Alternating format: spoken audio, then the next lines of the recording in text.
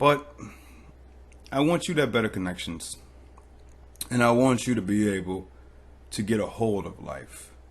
Because I know how it is to be in that dark place. I know how it is to look at this all as a joke. I mean, to me, life, it's true that life is suffering.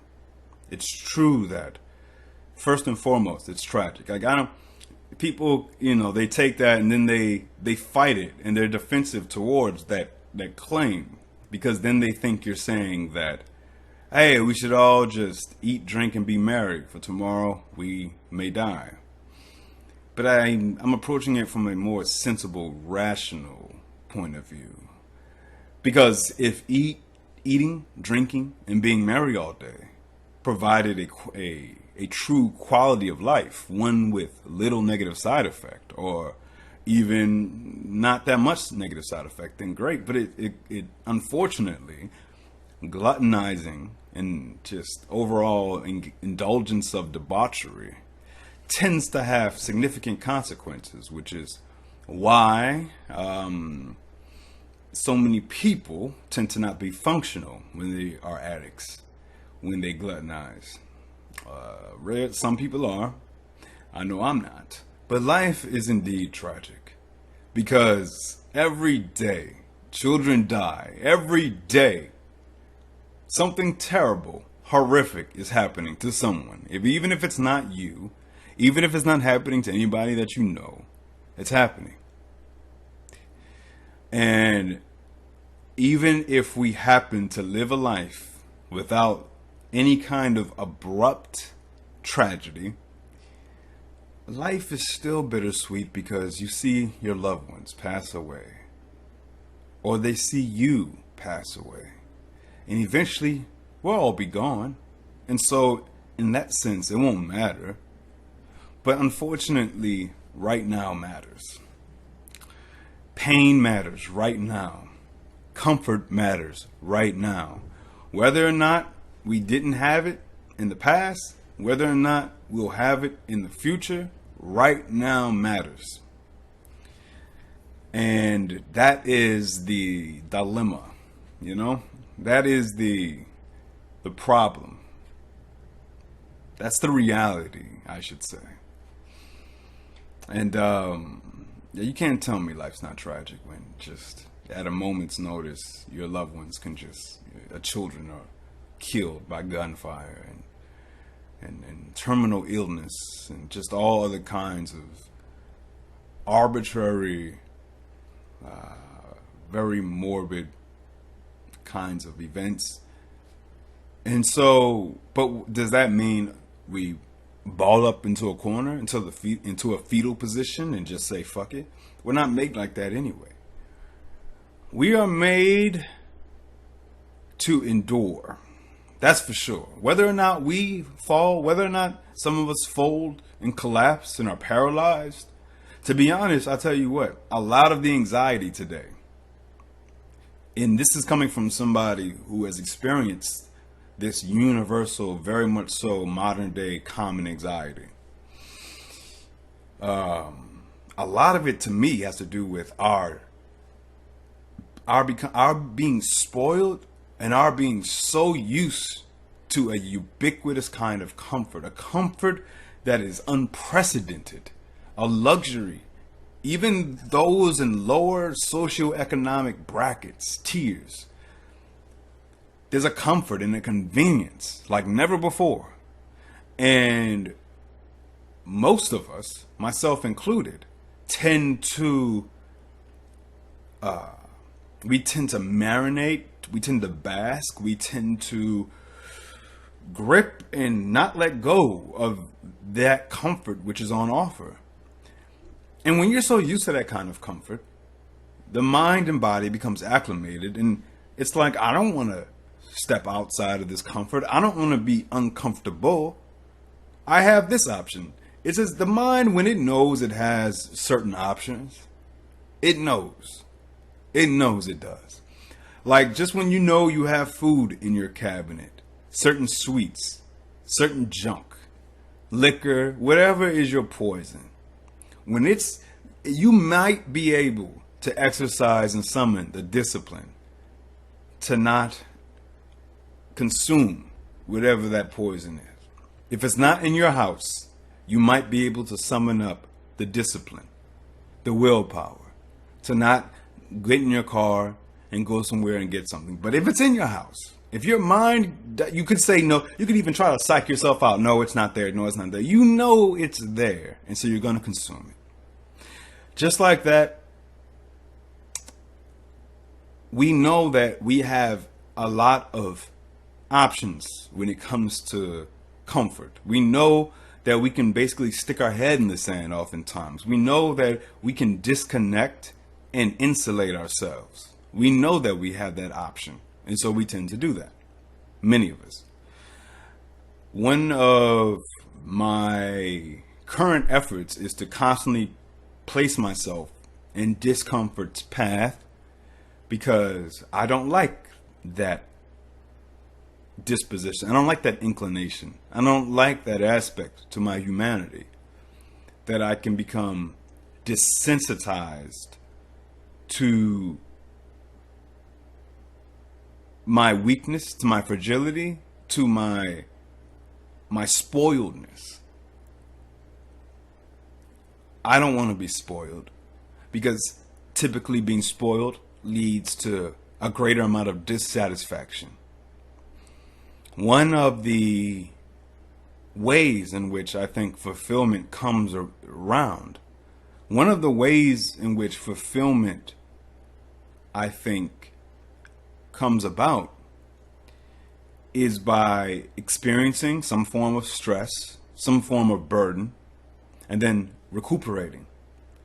It's submerging yourself in some form of work and then recuperating. And in this way, it's like a seesaw of fight and rest, and reward exists somewhere in that mix. Because reward tends to come much, much less. That anhedonia tends to rear its ugly head when you just let yourself have it super, super easy at all times, if you have that opportunity. Which is why a lot of rich kids and shit they're so bored. But a lot of kids these days, that's when again I think even kids that are quote unquote poorer seem to be bored out their mind, because there's just so many options, there's so much convenience, there's so much stimulation. I also believe in stimulation overload. I believe that the reason why it's so difficult for us to read a book is because the mind, just like when you have that junk in the cabinet, your mind also knows that it has that option to get on your phone. And your phone, I think, is objectively more stimulating than a book. Obviously. I don't think it's not, to me, some subjective, interpretive, it's not a preference. It's just your brain, most of our brains. Some people, perhaps, for whatever reason, their minds react differently. But I think by and large, books, by and large, are comparatively way exponentially more mundane and lame than the visual and auditory stimulation that your phone provides. There's constantly something new, even if it's cheap newness, even if it's trivial newness. It's faster. It's just more exciting. There's more fireworks going on. So I noticed that if the first thing in the morning, if the first thing you did was force yourself to read, right? Eventually, you would develop that habit and reading would become entertaining to you, right? If it was the first thing you did in the morning. Now, when the first thing you do in the morning is get on your phone, and I've experienced this time and again, and let's say you're on your phone even for just like 5 minutes, even for just 5 minutes, just looking on YouTube, looking at videos, reading seems like a joke. Compared, your mind clearly compares the stimulation from what you were getting from your phone to the stimulation from what you're getting from reading. And it's like, what is this shit you have me doing? This stupid, boring shit. If you did not have your phone, if you had no technology, and you had to be in your living space for a couple of days without any of this, but you had just, let's say, 20 books, I guarantee you that eventually one of those books would entertain the fuck out of you, because your mind would accept that it had no other choice but to choose that kind of source, that mundane source of entertainment initially, that quote unquote mundane source of entertainment. So you would pick one of those books up, you would read it begrudgingly, resentfully, you would read it because you had no other choice, and eventually you would genuinely be entertained and stimulated by it. And as soon as technology was afforded to you again, and you were given that option, you might try to continue reading. You might say, oh, this is still entertaining, and it probably would be, but your mind would then say, no, we now have that option to get back on the phone. And you would feel that tension, you would feel that tug of war, and eventually you would probably lose to the technological option, because we are clearly at the mercy of this invasive form of stimulation, these invasive forms of stimulation. I don't think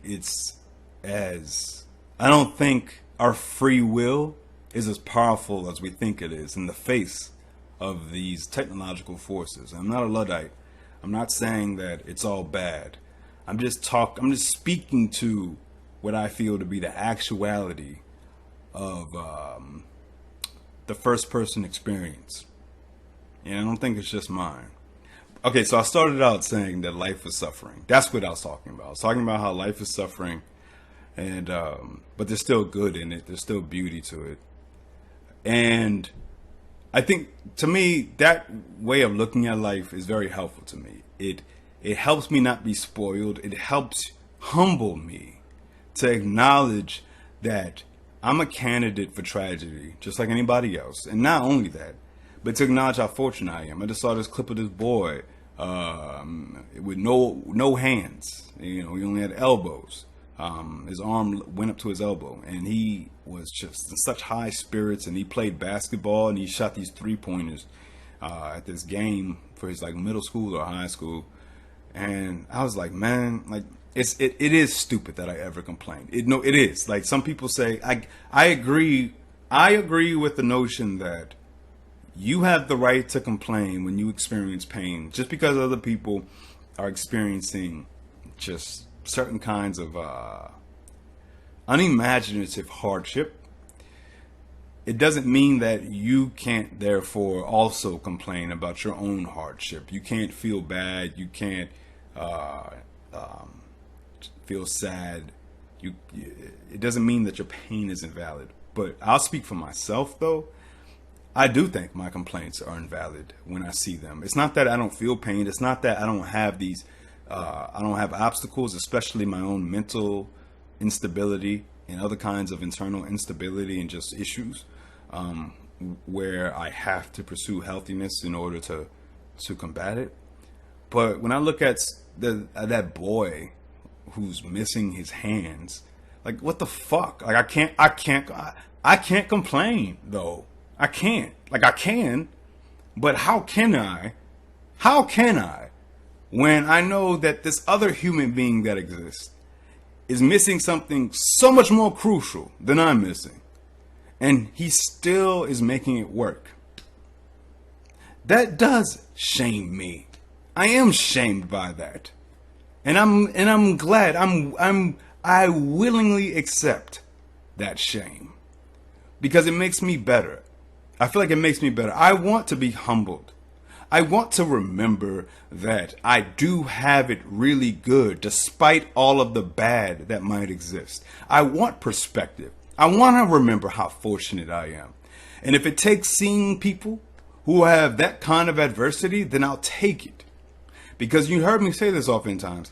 We so quickly look at other people who are quote unquote doing well. And again, I just wrote about this. You can salivate and envy these people's fictitious worlds. Because I'm sorry, it is. People do not have it as good as you think if you get into the details. Oftentimes, But fine, you can look at other people. I know everybody does this. They compare and contrast and look at other people and they think they have it so much better. They think they're having a good time. They have that FOMO, the fear of missing out. They think that other people they got it so good. Fine, y'all do that. We do that as human beings. We have that inclination. Why not topsy-turvy that motherfucker? Like my man Leon said on Curb Your Enthusiasm. Topsy-turvy that motherfucker, man. Why not look at those who have tremendous adversity and realize how good you have it? Because you look at other people who seem to have tremendous riches and talk about how bad you have it. But you got it so fucking good at the same time. Why not acknowledge that? Why? Why not? Life is fucked, man. None of us asked to be born, right? Nobody asked to fucking be born. And then the human condition is such that none of us usually, even though it's not often, obviously people kill themselves, but we all have that continued desire to exist. We all, despite that this is all going to end, there's something in us that's like, I want to continue. Despite how hard people may have it, we want to continue. And that's, hey, it's fine. That's where religion comes in too. God is a sedative, a pain reliever for many people. And not just, how about I say gods? When you say God, it comes off as if, that's the one thing about saying like, that's kind of a trick of language to be like, do you believe in God? It's like, do you believe in a God? It should be the question. Because to say, do you believe in God, is to imply that the God that I'm talking about is the God that definitely exists. Like, do you believe in oxygen? Like, no. Like, it's not equivalence. There's so many gods. There have been. There's one very extremely popular God. I get that. And so it's kind of just like, do you believe in God, the God? But hey, there's other gods. So respect those other gods. But God definitely is a pain reliever. Because this shit is tragic, dude. It's tragic. It's fucking tragic. It's fucking tragic. You can't tell me it's not.